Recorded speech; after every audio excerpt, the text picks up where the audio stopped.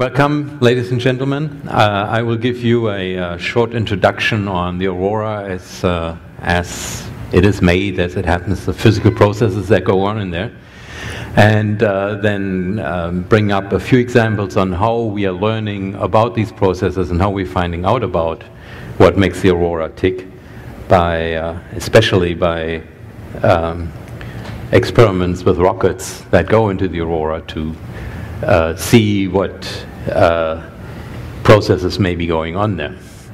But in order to put this into a framework of first understanding a little bit of the aurora, I will start out with some historical notes on what we learned about the aurora over time. One of the probably oldest written references to the aurora is likely to be found in the Bible, in the Old Testament. There may be older references elsewhere, but they may not be preserved.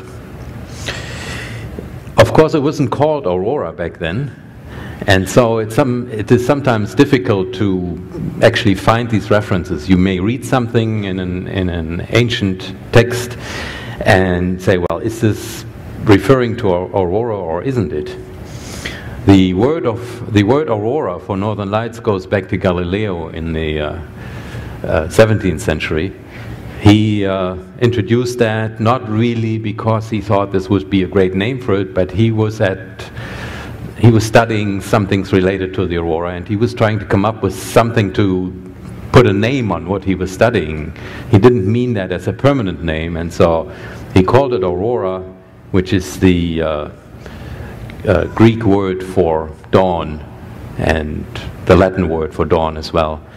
So it's a combination of aurora borealis and aurora australis, borealis meaning the dawn of the north, and aurora australis, the dawn of the south. And we usually only call it aurora rather than specifying the hemisphere where it occurs.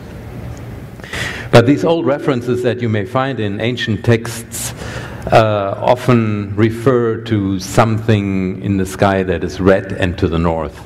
And red light in the northern sky is usually not associated with sunrises or sunsets or something like that. And so we assume that this refers to the aurora. Of course, back in these old times, there was no satisfying explanation on what that may be. There's an old Chinese legend or mythology where supposedly there is a red dragon that lives in the northern sky.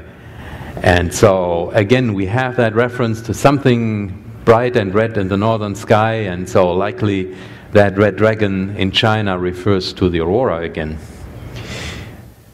If you live here in Fairbanks, you have probably seen aurora before, and you may wonder why all these references are to red aurora, because usually aurora is green. Sometimes, of course, it is red, but living here in Fairbanks, the aurora is green. And then once every few years, you have a red aurora. But if the aurora gets really intense and spreads out to lower latitudes, where all these references come from, the Mediterranean or China or places like that, we need really large geomagnetic storms before the aurora spreads out that far. And if it does, then we usually have red aurora. So there is a selection criterion going on here that if you can see aurora in the Mediterranean, then it is usually red. And in fact, there was a Roman emperor once, I forgot who it was, but he saw the northern sky lit up in red light, and he sent his army out because he thought the next town to the north is on fire and they may need help. And when they got there, well, it was still on the northern horizon where everything was red and nothing was on fire. In the Middle Ages then, we have some first, or at least this is what is preserved, we have some printed references which first try to explain what aurora might be. In fact, the printing press had just been invented. This woodcut here on the right side from Germany in the Middle Ages from 1527 equates aurora with comets or meteors falling from the sky. It calls it a frightening comet if you try to translate this very ancient German text there. I mean, I am from Germany, and I even have problems reading that because it isn't really German. It's a very ancient version of German. So one of the first interpretations of that heavenly fire of the aurora was, well, it may have to do with comets. Both of them occur fairly rarely in these in the mid-latitudes where all these observations were made, and so it's not surprising that people try to put that together, especially if aurora and a comet occur at the same time, which occasionally happens. This year was Comet Hale-Bopp in 1998. These pictures are here from Fairbanks, and you can see that they are both sort of large objects showing up in the sky. It's not a comet is a lot larger than a star or the moon or anything like that, and so you could understand why people try to equate these two things.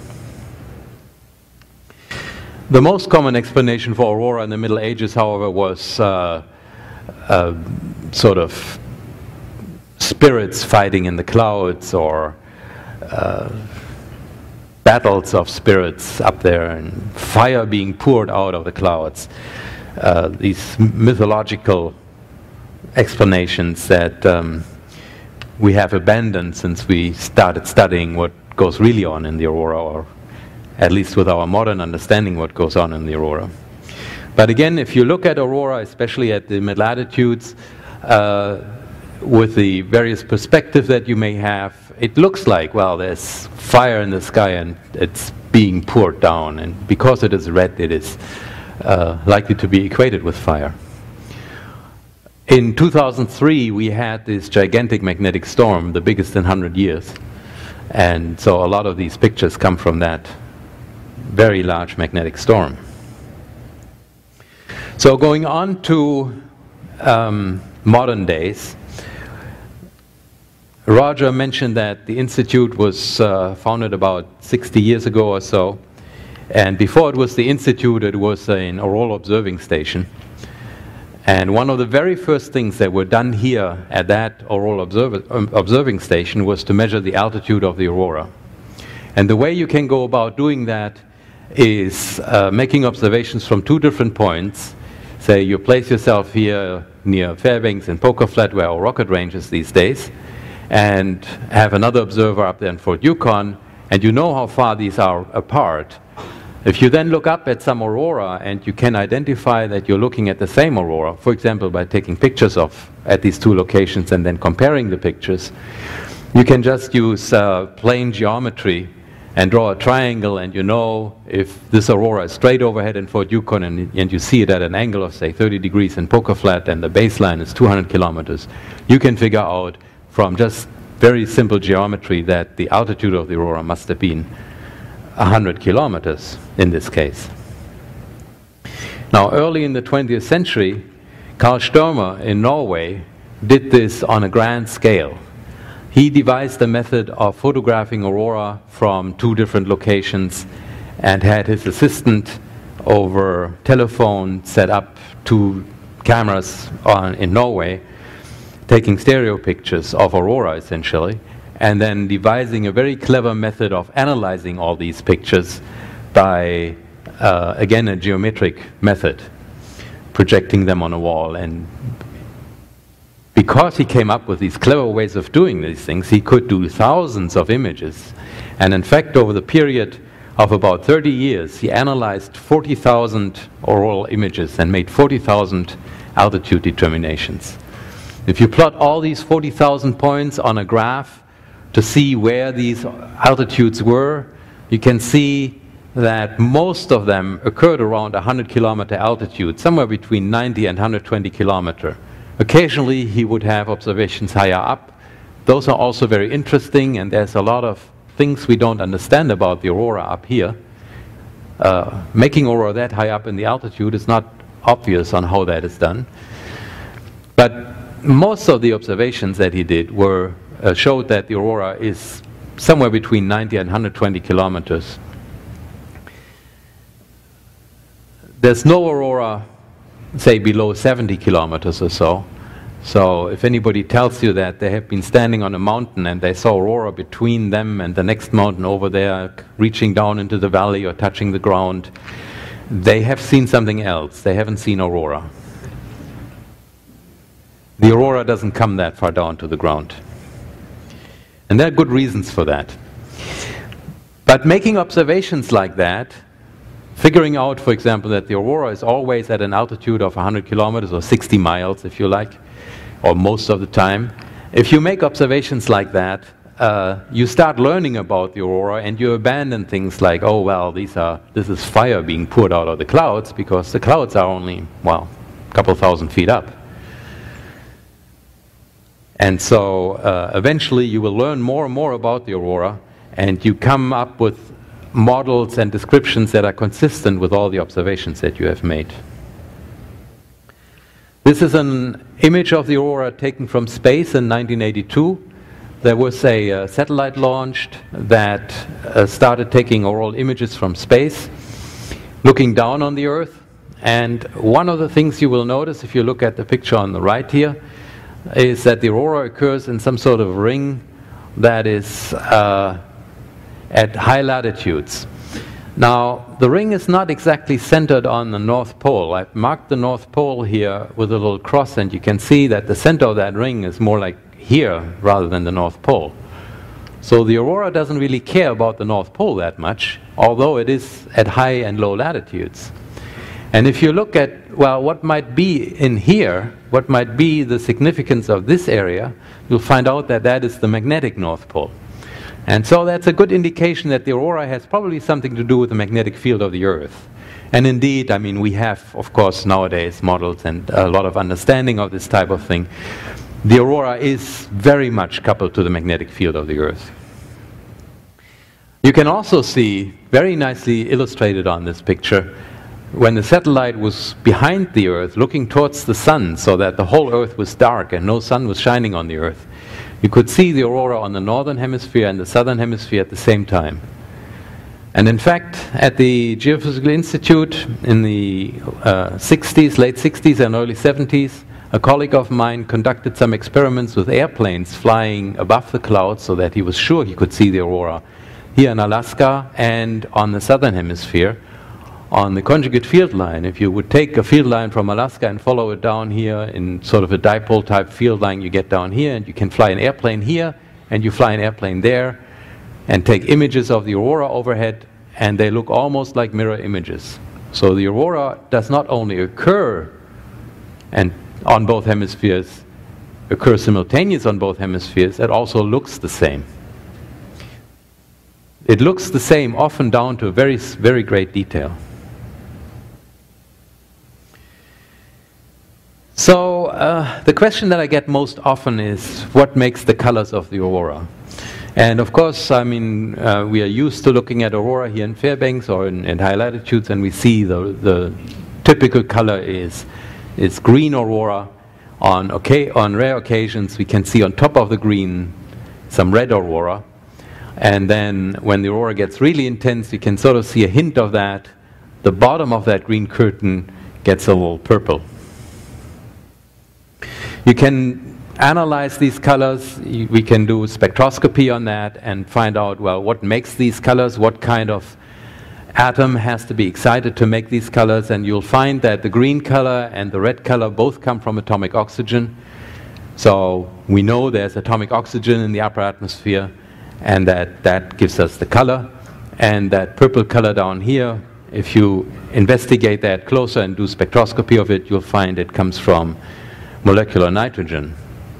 What is also, molecular nitrogen is also the major constituent of the air that we breathe down here. That's another example of a red aurora.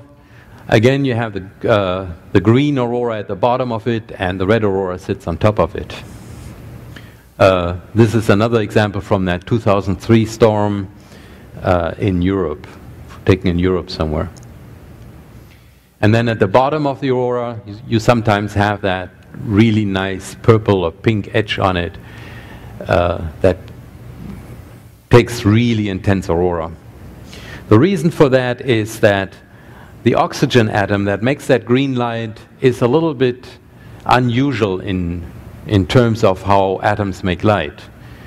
In order to make light, the atom needs to absorb some energy first, and then it keeps that energy inside for a while and goes back to its ground state, radiating away that energy as light. Normally, that takes almost no time at all, a microsecond or less. But that green light for the oxygen, that process takes almost a second. And so when the oxygen gets excited in this area, it takes a while before it sends out the green light. If you go down too deep in the atmosphere, then the oxygen makes collisions with other atoms and loses its energy that way and never gets a chance of radiating. And so what you have left then is the nitrogen that at the bottom of the edge, at the bottom edge of the aurora, can give you that purple light. So by studying the aurora and the colors of the aurora, you can actually learn something about what the particles, what the atoms in the upper atmosphere are like.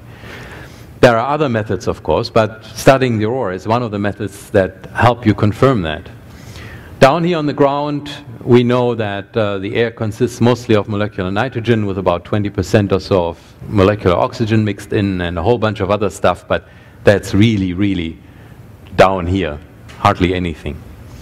And then from the aurora, among other things, we know that if we go up to higher altitudes, so we have the red aurora on top here, for example, everything is dominated by atomic oxygen that makes that red light, and then some of the green light also comes from atomic oxygen. This process even works on other planets. You can make observations of the aurora on Jupiter or Saturn or Mars or some other planet, and you can find out what kind of gas they have in the atmosphere up there without going there and taking a sample.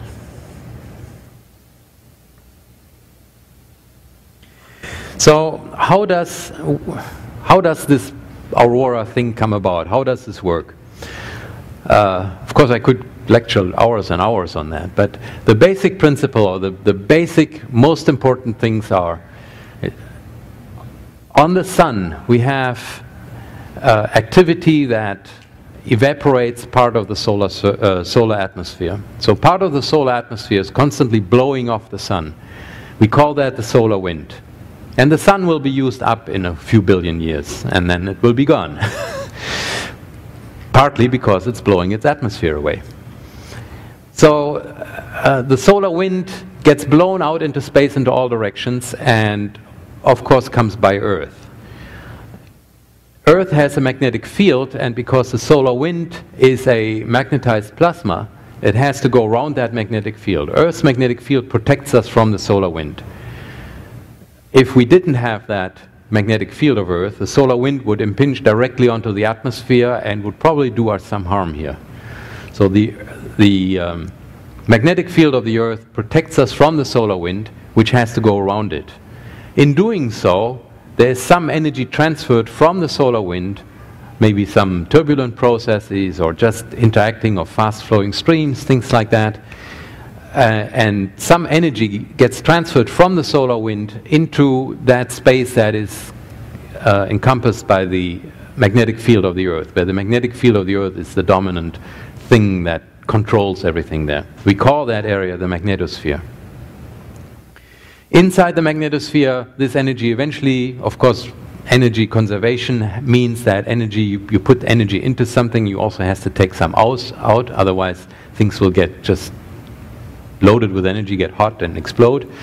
So some energy, or that energy that the solar wind puts into the magnetosphere, has eventually to go out again, and part of that goes out back to the solar wind, but part of it makes it to the inside of the magnetosphere and eventually energizes particles which are then guided by the magnetic field into the polar regions. In the polar regions, these energetic electrons collide with the gas that's there, with the air that we have around the Earth, and in that process emit light. So the aurora comes about because the sun transmits energy to the magnetic field of the Earth, and the magnetic field of the Earth gets rid of that energy by shooting particles into the atmosphere, which then make light. I have a movie that sort of illustrates that process a little bit. This is an animation that I got from NASA. This is supposed to be the sun, and you can see that there's sort of the upper atmosphere is supposed to be streaming out here. It's flowing away from the sun at very high speed. It takes about two to 3 days for that solar wind to reach the Earth.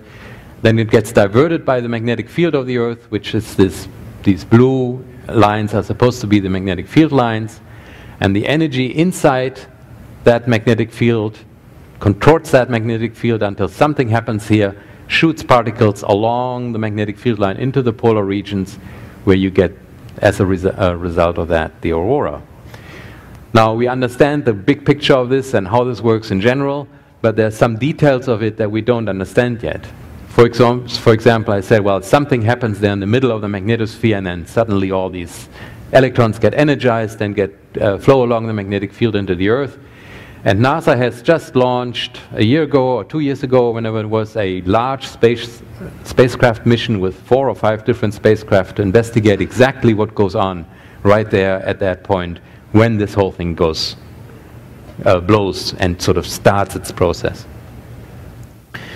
They are getting the results now, but there's still a discussion. You look at the literature, and one person says this, and another person looks at the same data and says the exact opposite of it. So there's still a lot of discussion going on, and I'm sure we're not going to quit auroral research just because we have these satellites up there. So then these energetic particles come into the atmosphere, and this is supposed to be a oxygen atom.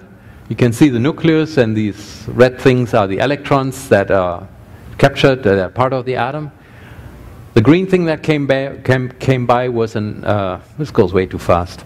The green thing that came by was a auroral electron. It excites the electron in the atom, which then gets rid of that energy that it has in there by emitting the green light that makes the aurora.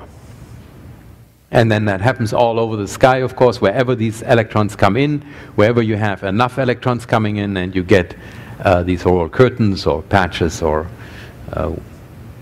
all kinds of forms of aurora. This is a time-lapse movie of a whole night of auroral observations.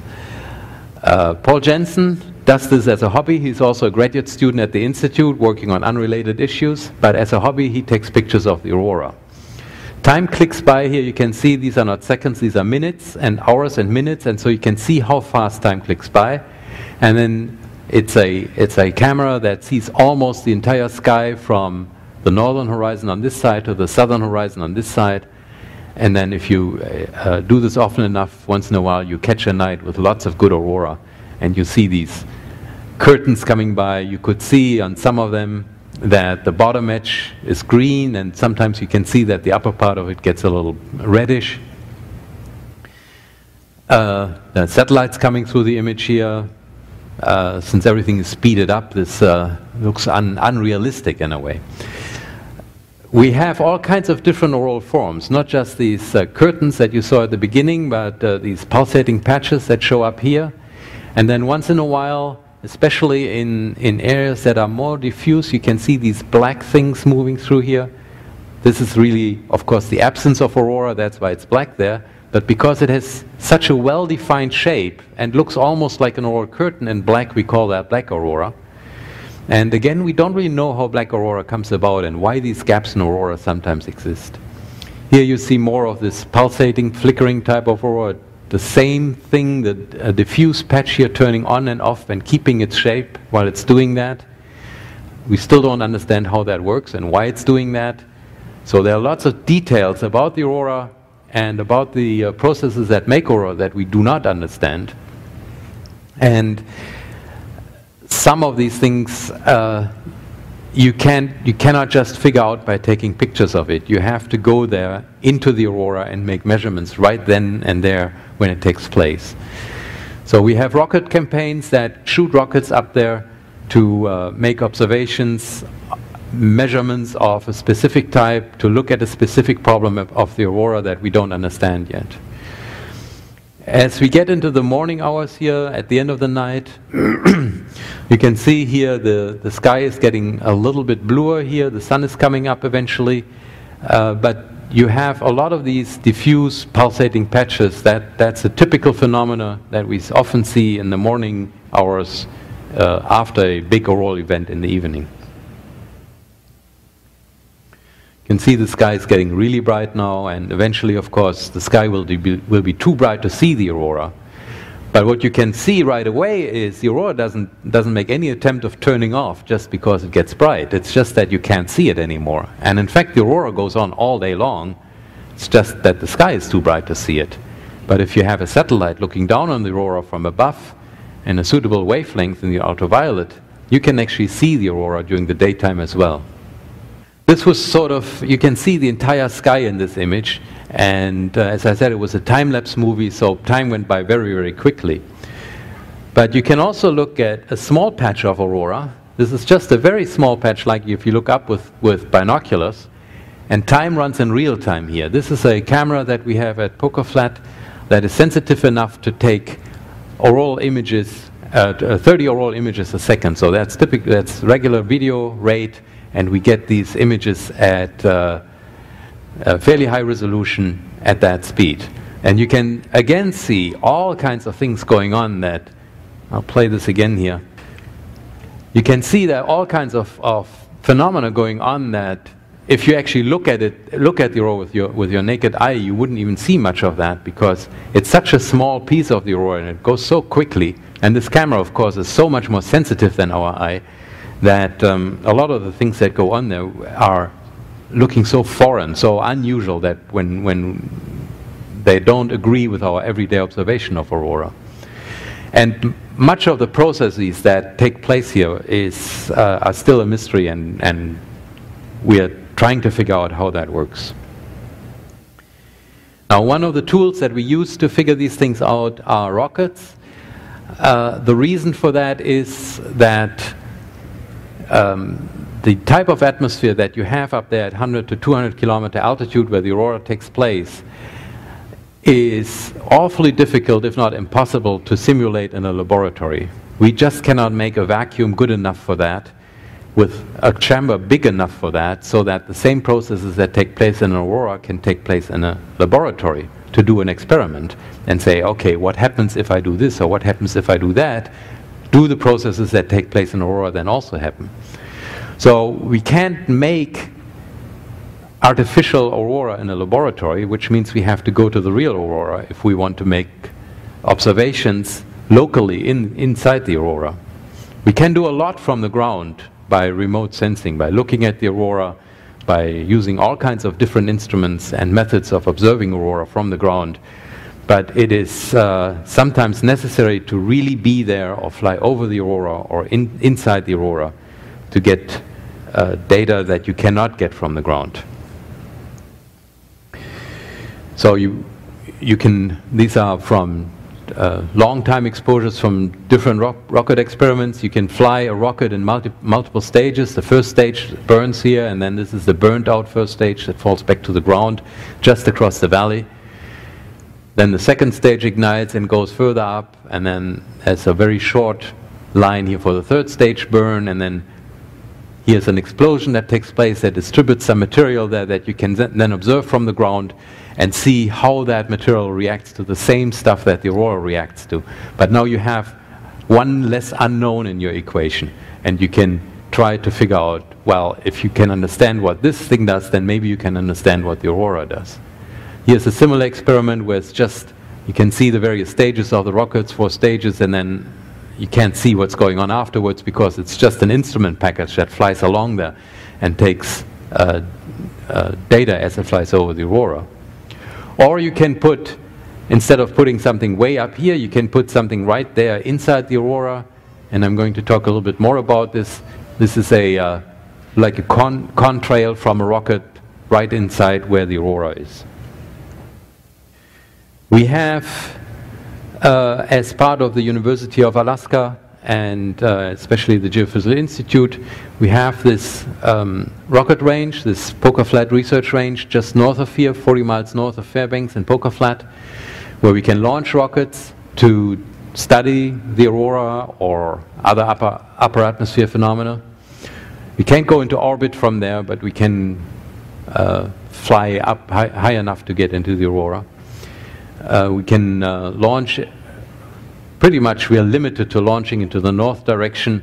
These areas here are where we can fly through and have rocket experiments. We are not allowed to fly into Canada, so we can't go any further than here. And on this side, we are not allowed to fly over the pipeline, just in case something falls down there. We didn't want to hurt the pipeline doing that. So we are limited to doing our experiments here, and on a map of Alaska, this doesn't look like much, but this is the largest rocket range in the world, where we can, the largest, I mean, as far as rocket ranges goes, where we can do experiments. There's a rocket range in Scandinavia, and if I were to plot that on the same scale, you would probably just not be able to see it. It's just a tiny little dot here. There's a rocket range down in New Mexico, White Sands. It's also just a tiny little dot where they can do experiments. Of course, you can't do aurora experiments in White Sands in New Mexico. And we can, one of these corridors you can see extends all the way to the ocean, so we can fly actually into the Arctic Ocean and drop our payload, our rocket, into the Arctic Ocean after the experiment. Sometimes we want to get the instrument back because it collected some data that cannot be transferred, or it has a very valuable instrument on board that is worthwhile to recover. And then we make the effort of putting a transponder on it and a parachute and try to rescue that payload after it comes down. Most of the time that is too expensive. It is cheaper to build that same instrument over again if you want to do it again. And the rockets just crash into the Arctic Ocean, fall through the ice, and fall into the bottom of the ocean. With the rocket range comes a bunch of antennas here to get the data back, radar antennas to follow where the rockets go so that we know what's going on, and of course data links, lots of computers to get the data and process everything fast enough so that when the rocket transmits its data that nothing gets lost. And of course, the rocket launchers themselves. We have 5 rocket launchers there, and we can put several rockets up into the air in short succession with that. We have facilities to put together the instruments on the rocket there, and clean rooms and so on, and to do these experiments. I will show only 2 examples of actual rocket experiments and discuss a little bit about the significance of these experiments. The first example is maybe a little baffling, but the question is, why is the aurora green? And I told you, well, it's atomic oxygen. You do spectroscopy, and it's atomic oxygen that gives us that green color. And we know from other places, from other experiments, what the composition of the atmosphere is, including studies of the aurora. And we know the altitude of the aurora, and you put all that together, and you can see the altitude where the aurora comes from is about 100 kilometers or so. But if you look at that altitude, where the green light comes from, atomic oxygen is not really that much, I mean, it isn't the biggest thing there. Most of it is molecular nitrogen. So you would think when these electrons come in and excite everything that's there, molecular nitrogen would be the light that you should be seeing. Maybe 1% or so should be green line, the green light from atomic oxygen, but that's not the case. So there's a mystery here, and of course you can try to do this in the lab, but creating the conditions that you have up there is nearly impossible, and you cannot really create that green line in the lab at all. So the solution to that would be, well, some type of chemistry takes place. That molecular oxygen gets excited into something and stores the energy into some place, and then produces some chemical reactions, and at the end of these chemical reactions eventually there will be oxygen coming out, and then the oxygen that is locally produced in the aurora will make the green light. Now that's a good idea, but it's very difficult to show, well, what chemistry goes on and what's possible there, because, as I said, many of these things you cannot do in the laboratory. And really the only way is to fly a rocket up there and see, well, what goes on locally. Make measurements, well, what are the particles, what are the densities, what goes on, can you do an experiment shining a light on the stuff that's there, getting some resonance from it or something like that, figuring out what chemistry goes on there. And that was mostly done in the 60s and 70s, mostly in the 70s of the last century, or the last millennium, if you like, where a number of rocket experiments were done to test one or the other hypotheses to find out, well, what is that chemistry that goes on there that at the end produces that green light. So we now understand that chemistry that goes on, and I'm not going to go into the details and try to explain it to you. I'm just trying to show you the significance of what you can do with local measurements by making sort of a chemical analysis of what goes on inside the aurora, directly there where the aurora takes place. The other example is, well, when we have an aurora, what's the environmental impact, if you like? What does the aurora do to the upper atmosphere? And again, you can come up with models. You sort of know, okay, if there's a lot of energy in the aurora comes down, there's a lot of energy involved, so stuff must be getting warm up there. Now, if you're heating up air, you would expect it starts rising. You have sort of convection going on then. And that sounds all very good, and then you can see, okay, does that have anything to do with reality, or am I just making this thing up? Is this sort of what I like to go on there, or is this really what is going on there? Now, you can make a few observations of how the air moves up there from the ground. That's not very easy, but it can be done. And in fact, Roger Smith is one of the people who did a lot of the pioneering work there and built instruments to invent methods of how to measure how the air moves around up there. You do that by making use of what we call the Doppler effect. You all know what the Doppler effect is, except you don't apply it to the aurora. When you hear a source of sound, like a car or a siren or so, coming towards you, it sounds different than that same car or siren going away from you. So by analyzing the sound of a sound source coming towards you or going away from you, you can figure out which way it's going. You can even figure out how fast it is going if you do that analysis right. Now that also works for light. It's a little bit more difficult with doing this with light, but you can see if you have a light source coming towards you, it looks a little bluer than it should be looking, and if it moves away from you, it looks a little redder than it should be looking. Since we know the colors of the aurora, the oxygen emissions that are there, since we know them very, very accurately, where there should be, which wavelength, which color that should be, we can make observations of these colors with very sensitive instruments and find out, oh, this thing is coming towards me or it's moving away from me, and so we can figure out something about the wind up there. And by doing this, you can, what I did here is I combined wind observations using this method. This is shown by these yellow arrows here, over the whole sky. This is an imager that looks at the whole sky all at once and does this analysis all over the place. And then superimposed to that image is the aurora image in green and in red. You can see there's aurora going on and the wind is changing around, but it's mostly sort of, you have a good wind blowing across here. This is only the horizontal wind. This analysis is very difficult to do with wind that goes up and down. So this is only the horizontal wind. And as the night goes on and the aurora becomes more intense, you will see that it has a profound effect on the wind. I mean, it changes that whole wind pattern. This aurora is sort of, I mean, it's impressive aurora already, but it's not the big storm yet. But you can see suddenly the wind turns around here and almost dies away, and then this whole thing just explodes in aurora, and then the whole wind blows up again, turns around 180 degrees, blows in the other direction.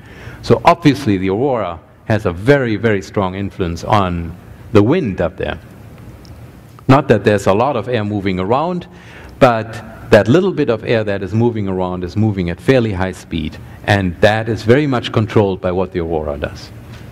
Now, you can come up with different methods on trying to explain that. We know the aurora modifies the environment because it makes light, it makes ionization, so there may be an interaction between the ionized part of the ionosphere, of the upper atmosphere, which we call the ionosphere, and the neutral part of the upper atmosphere.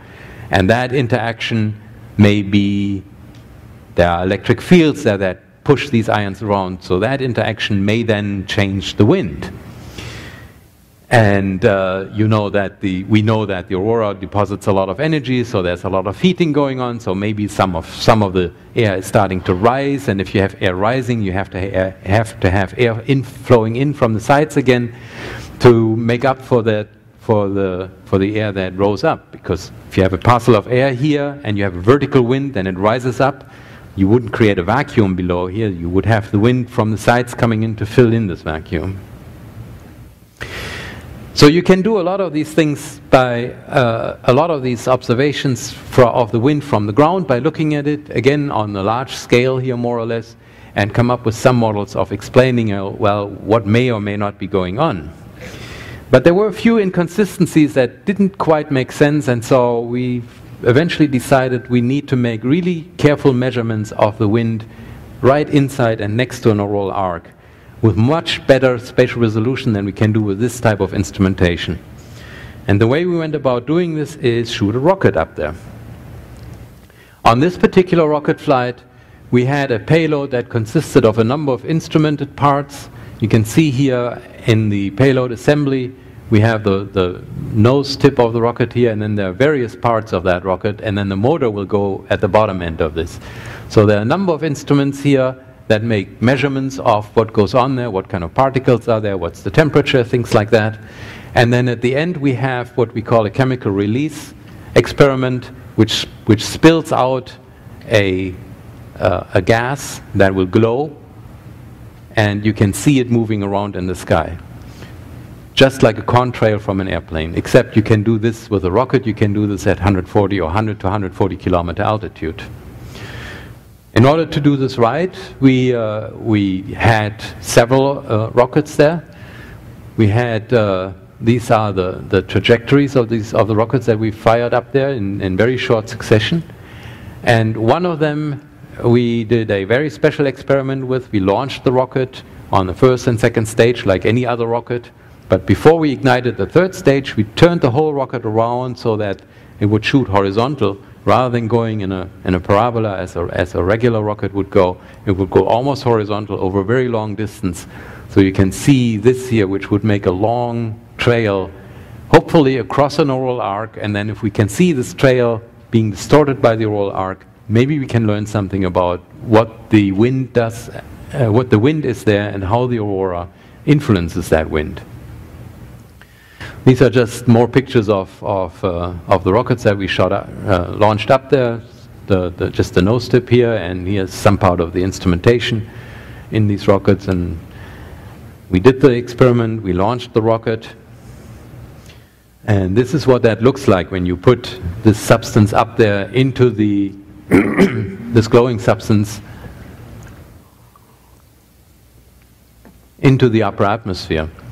This is from a regular rocket, came up here, went more or less straight up, and we started the release of the substance here, and then we turn this release mechanism on and off to make little dots in the sky. So we draw a dotted line, and then we observe every dot from several ground stations, and using the same triangulation methods that you can use to determine the altitude of the aurora, you can then find out, well, how does this dot move in the next 10, 15, 20 minutes? These are visible for about 20 minutes or so. So you will be able to measure the wind right there because this dot starts moving with the wind over the period of 20 minutes. This is a leftover from one of those vertical rockets, and this here is the horizontal rocket that I was talking about that was turned around and made a long horizontal line across the sky as it was flying over. So again, we make a dotted line and we measure the behavior of each of these little dots to see what the wind does. Okay, I have a time-lapse movie of that very night where we did this rocket experiment. Again, time is clicking by very quick here. These are minutes, these are hours. Lots of aurora going on. So the rocket flights are just going to be blips here. There's the first rocket, there's the second rocket, there's the next one, and the next one. And that was the horizontal rocket. So it goes very quickly, but you get an idea. You're shooting these rockets through the aurora.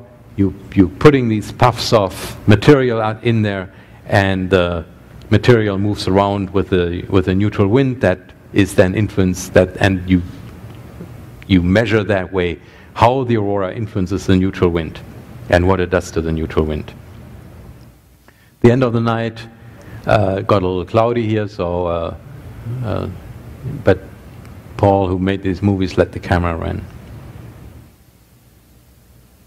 So when we do these experiments, we get the data back, we try to make sense out of the data, and of course we had this image in our head on what is supposed to happen. You have an aurora there, it heats up everything, air is moving up, air is moving in from the side. If it was like this, we would understand everything. And of course it wasn't. It was completely different. We couldn't make heads or tails of it at all. We actually had to do the experiment over again on a different aurora to see whether every aurora behaves like that or whether we had an anomalous case.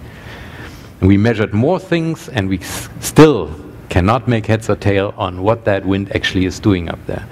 Is it that the heat is driving everything and pulling in air from the side? Is it that air is just rushing by and the aurora is diverting it and turning it around, and because of that there's a vertical motion induced or so?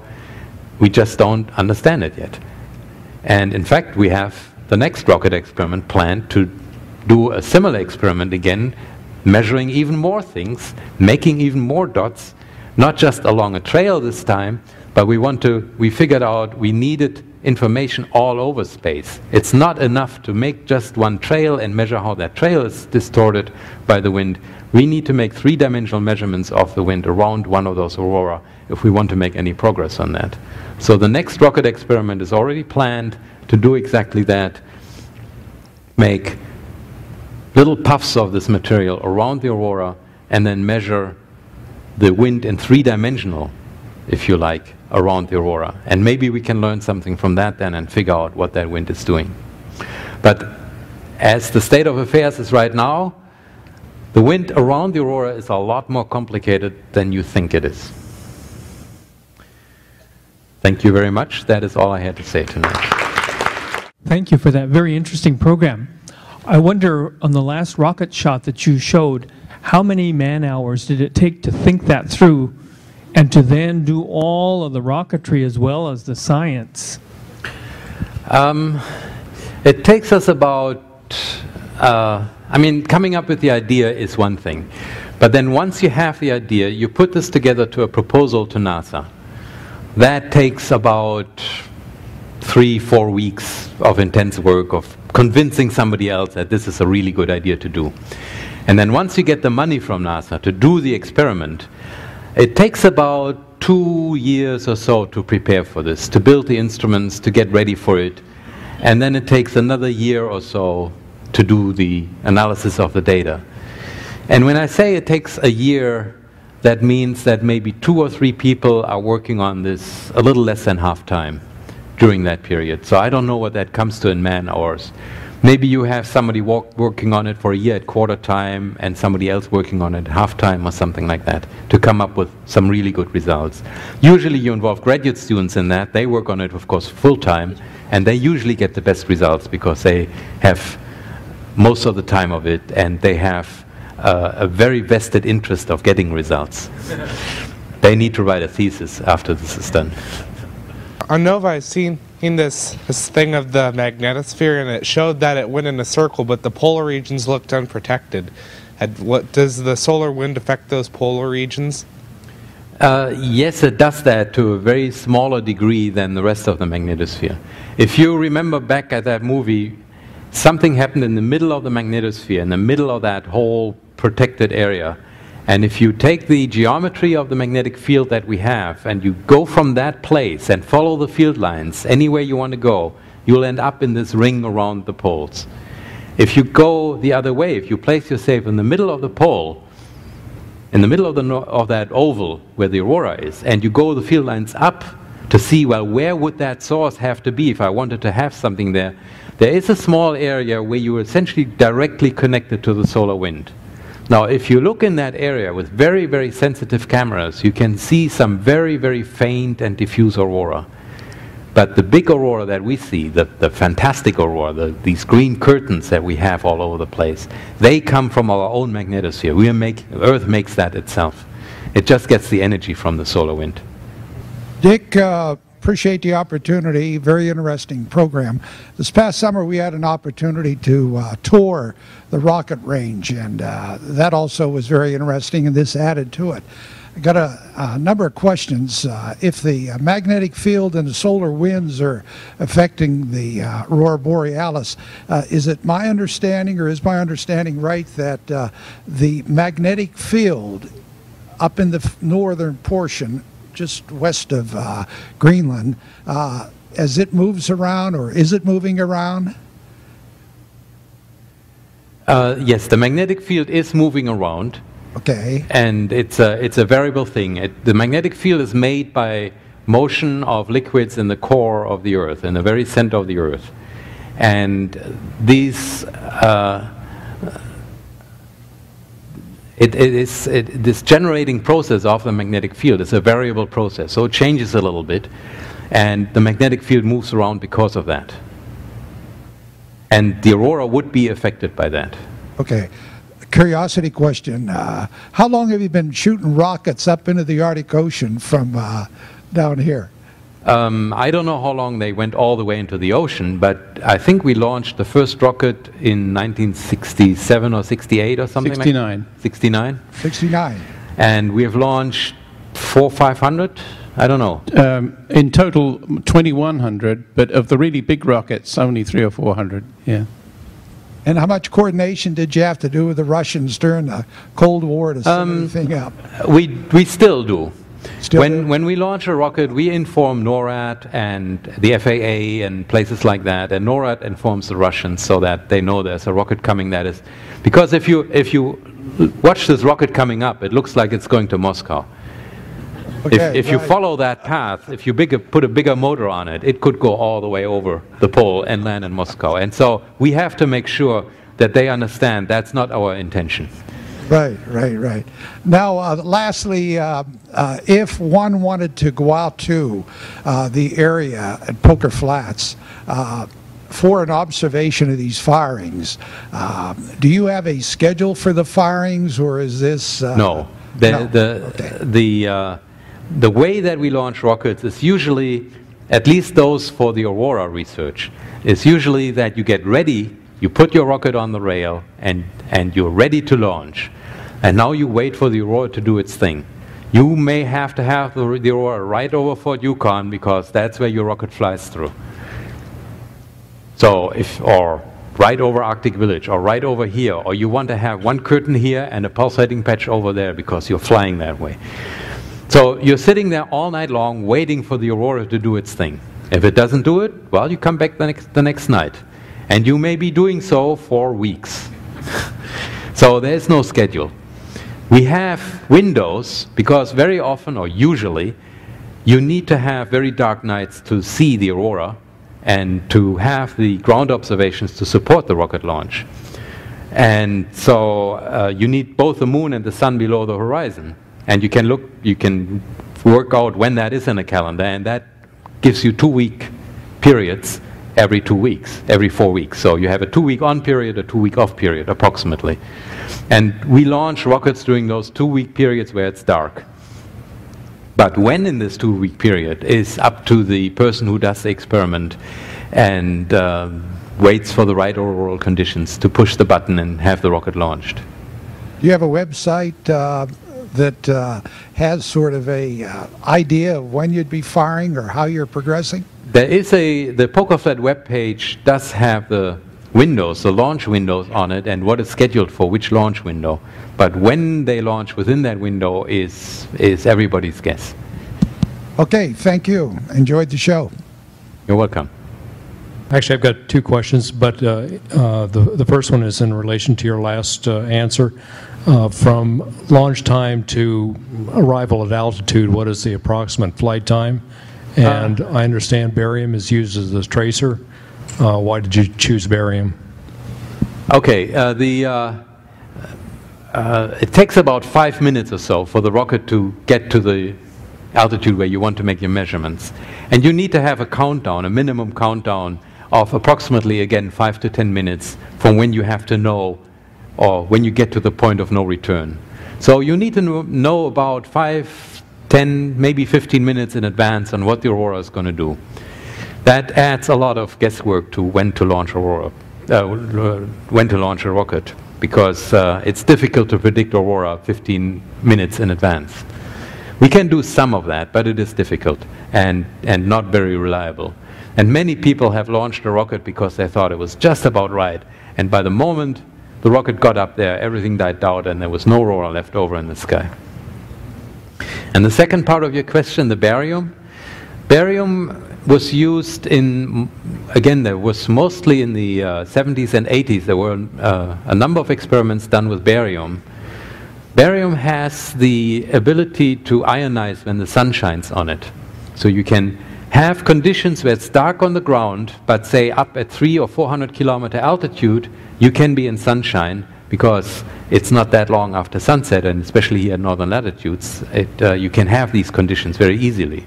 So it's pitch black on the ground, you can see the aurora, you can see everything that goes on, but you can place your barium cloud up there in the sunshine, and then when the sun shines on it, it ionizes that barium and it starts glowing. That is why barium is so useful for that purpose. What we did in the recent experiments that I showed you here, where we essentially put these contrails up, these rocket contrails up in the upper atmosphere, we don't have the sun to cooperate with us. It's too far down, so at 100 kilometers, if the sun shines at 100 kilometers, it's also bright on the ground. I mean, not bright, but it's too bright to really do aurora research. And so we have to have a substance that glows by itself. So we wait until it's really pitch black, and then we put a substance up there that glows by itself. And that, what we use for that is what we call TMA, trimethyl aluminate. And that is, it's a liquid. If you spray it out into air, it spontaneously combusts and burns. And if we do this up there in that thin air of the upper atmosphere, that process of burning the substance is so slow and takes so long that it actually glows for something like 15, 20 minutes or so, and it's very nicely visible from the ground. What sort of computer modeling has been done of the aurora? Well, we do a lot of computer modeling, of course. We have models that model just sort of what happens on a very, very small scale, almost on a molecular scale. How the light is produced and which light is produced and what that means for the environment. You can do a lot of that with computer modeling, but then once in a while you need to do a real experiment to ground your computer models in the reality. There are also computer models that look at how the particles that make the aurora get accelerated in the first place, how they get their energy, what provides that energy to that, and how these processes work. This is interesting if you want to know these curtains of aurora. They sort of waver back and forth, they have little curls in it. If you want to know how this structure comes about, you need to understand how is the energization of that process going on, what goes on there, and how is this working. Again, we can do this with computer models, and if you get the same curls or these little curls and waving curtains, you think maybe you're doing the right thing. And then you may want to put a satellite or a rocket up there and see whether other data that you need to put into your computer model are actually consistent with what nature does. I've noticed that the Newsminer oftentimes has an auroral forecast. What actually are they telling us? The auroral forecast is actually made at the Institute, and then the Newsminer takes it from us and prints it. What we're doing there is we're using the fact that the solar wind, as it originates from the sun, if it has perturbations in it, when these perturbations reach Earth, they wiggle the magnetic field more than just a smooth solar wind. So if we have some means of observing the sun and predicting and seeing these wiggles there, and then knowing that the solar wind takes 2 to 3 days to reach us here, and if we have some more data, then maybe we can refine that prediction, and we even run a model to do that prediction, to propagate the solar wind all the way to the Earth, then we can say, okay, 3 days from now, we probably have a good chance of seeing aurora. That's just one tool that we use. There are other methods. For example, the sun turns around itself every 27 days, and regions of activity on the sun tend to persist for longer than 27 days. So if the sun comes around and has a really big perturbation somewhere and it makes some good aurora, there's a good chance 27 days from now you'll have a good aurora. And you can see, if you look at the whole sun, you can see that region, a sunspot or whatever it may be, move across the sun, and only at one spot it will actually be effective for the Earth. But you can see it coming around the limb, so a week in advance you can already say, okay, this thing is coming again. And you can make a prediction. Maybe a good prediction. You can make a prediction, and then it depends a lot on how good that prediction is by actually looking at it. If you're properly funded, could you create aurora conditions in a lab? Not the real aurora conditions. You could make something that is very similar in many respects to aurora, but you cannot really recreate the real conditions of an aurora.